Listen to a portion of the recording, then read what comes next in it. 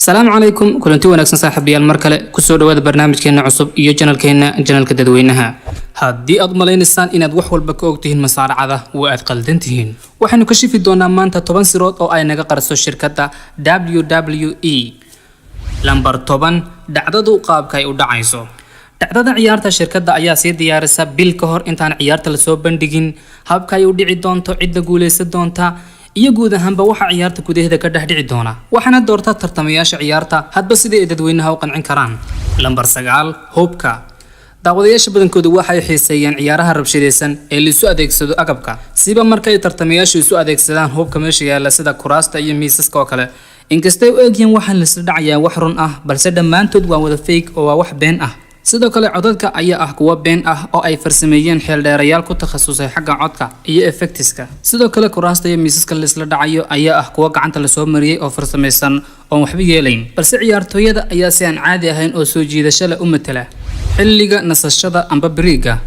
tartamayaashu si fiican ayay ula socdaan goorta uu dhici doono jelaska nasashadu si fiican ayay uga faa'iideystaan oo u sii nastaan waxayna sameeyaan tijaabooyin yaryar dadku waxay u maleeyaan min bilow ilaa dhammaad inay ciyaartu si joogto ah u socoto balse inta xaysiiska muddo dheer ayaa la joojiyaa oo wax la isla farsameeyaa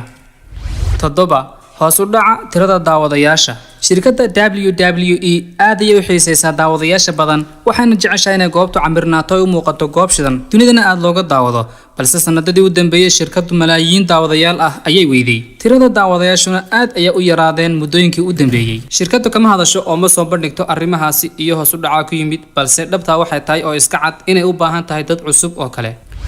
tijaabada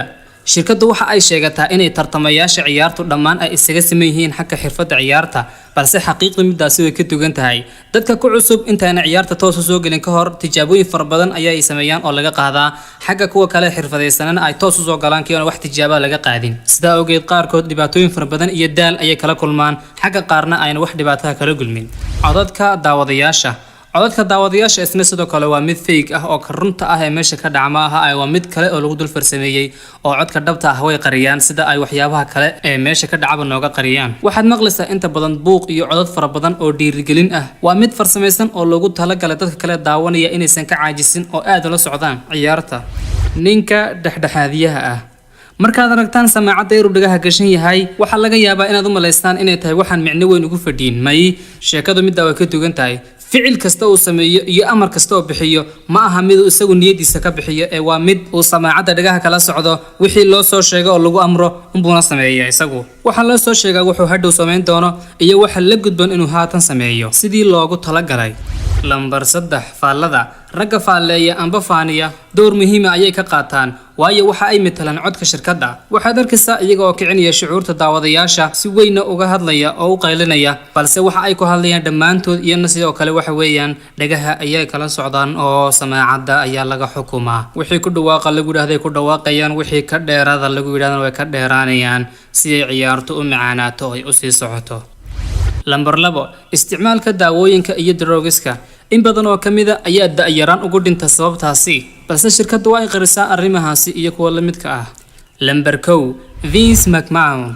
inkastoo ay ku andacoodeen inuusan shirkadda qof kaliya lahayn oo la wada leeyahay oo shirkad tahay balse ninkan ayaa go'aamiyay mas'alo kasta oo khusaysa shirkadda inkastoo mararka qaar rag la wadaago haddana sababtaasi wuxuu sameeyaa kaliya si uuna u noqonin amba loo odhanin waa dictator oo waa kaligii taliye balse caqliga wax kala dabara iyo go'aan walba gacantiisa ayay ku jirtaa barnaamijkan waxaa naga soo codsaday qaar ka mid ah daawadayaasha waxayna yidhaahdeen horta masaaracadu mar runba mise waa been